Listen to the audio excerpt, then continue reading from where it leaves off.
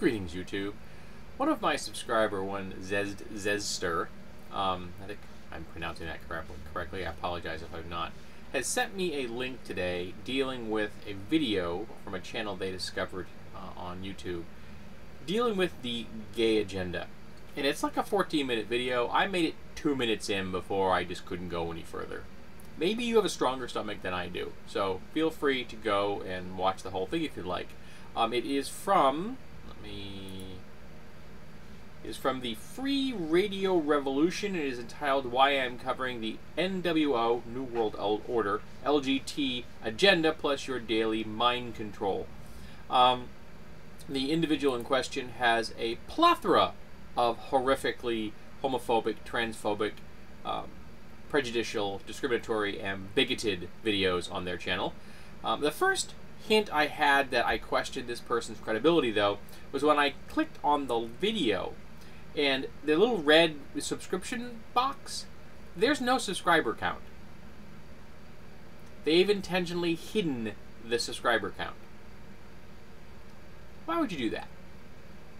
Do you want people to not know how many subscribers you have? No, why would you want that? Why would you want to hide how many subscribers you have? Perchance so that you can present yourself as being a more significant authority on a topic than other people? That you don't want them to know how few subscribers you have? They're a prolific channel. They have quite a few videos. So, it isn't that they're not putting out the work. They just seem to be also wanting to make sure that people get the impression that they're reaching out further into the world than they are. Reaching out like tentacles of some New World Order agenda. So, I'm here to tell you actually what the gay agenda is. So, sit down, prepare yourself. You might want to get a notebook and a pen. You don't want this to erase later, so don't use pencil, use pen. So here's the gay agenda. People in the LGBTQ community want to be treated the same way under the law as everyone else, and to be treated fairly in society.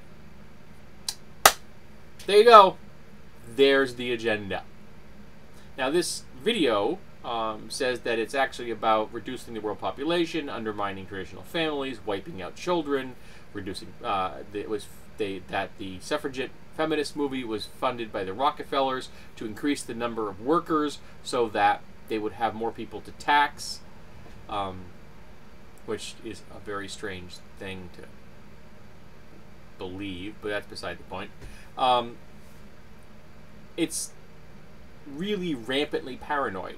Now, rampant paranoia isn't unusual. We've been encountering rampant paranoia as long as there have been humans. As long as we've had records, you can find examples of rampant paranoia. I can give you. I have a quote I keep around just for YouTube videos about an Assyrian complaining that the world's going to hell in a handbasket because everyone wants to write a book and everyone's trying to undermine the traditional socially conservative values. And that was written by an Assyrian like 3,500 years ago. So people have been doing this kind of thing for a very long time. They have been claiming that the sky is falling on a regular, daily basis. Except the sky hasn't fallen. And expanding civil liberties and human rights to more people has just improved humanity, not reduced it. So when anyone speaks out against a gay agenda, that's a red flag in my head. When everyone speaks out against the New World Order, that's another red flag. Now, do I believe the New World Order is a thing, in the sense that, there's a shady government organization out there trying to take over the world? No. Do I support the idea of a world government? Yes, I do. Because I think that we could get our crap together and stop fighting amongst each other like squabbling children, we could get a lot more accomplished.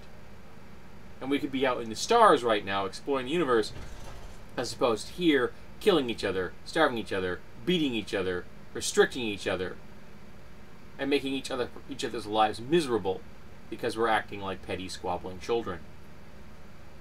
Now, if someone doesn't like the way the world is changing, I can respect that. I am not a fan of change. It has taken me a very long time to accept change for what it is. Because of my background, I suffer from PTSD, I have anxiety, I have depression. Change has not been my friend. But I've come to realize that those were my problems. Change is inevitable. It is the very structure of life itself. And you either get yourself used to it and accommodate it and accept it, or you end up being very miserable and making YouTube videos complaining about the New World Order and how it's trying to destroy the family values because there's some vast conspiracy called the gay agenda.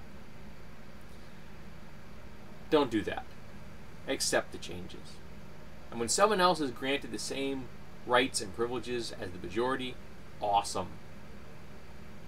And that's all that gay people and transgender people are asking, to be treated with fairness and kindness. And as I've said before in videos, the slight modifications to our lives in language structure, for example, I don't know Zet's gender identity, so I can use their name, or I refer to them as they or their. That's a very small linguistic burden on my shoulders. And yet, when I do that, I show respect for someone else who may not have a traditional gender identity. I don't know what Zest is. I apologize if I'm playing a thing. You could be cisgender for all I know. I just don't know. The only thing I know that Zest mentioned that they're gay. Okay. It's just a thing, you know. It has no effect on my life. Zet's gender identity, their sexual orientation, their presentation, all of that has nothing to do with me, unless I'm in a position where they and I have a relationship and we're going to engage in intimacy. Unless that happens, and since I'm happily married and I don't even know where they live, I think they mentioned they may actually be in Russia, that's not going to happen. So I don't need to know any of those things about Zets that Zets doesn't want to tell me. It's none of my bloody business. And it's none of anybody else's business. And no one's brainwashing the world. They're not trying to reprogram children. Creating an environment where kids can grow up free from being told how to behave along sexual orientation or gender identity lines is a good thing. It's a plus. It gives us more room to be who we are. And take my word for it, I am not perfect in the least. Just this morning, I was an absolute ass online and I feel bad about it. I let my emotions do the thinking instead of my cognition. It happens. We all do it. We can learn from it and we can move on, or we can keep making the same mistakes over and over again. So, if you encounter things like this, first of all, for the most part, ignore them. Because a lot of them are trolls. But if you do engage in it, well, then stand your ground and be honest. And if someone becomes abusive or threatening, ban them, move on with your life. Don't waste a thought on someone who is pushing an agenda of their own that restricts or removes the human rights and civil liberties of your fellow human beings. We are better when we work together. We are better when all of us get to share the same rights and privileges, the same civil liberties, and the same human rights. We can do this. We can win. And regardless of who said the quote, because I actually don't think it's gone now. First they ignore you, then they laugh at you, then they fight you, and then you win.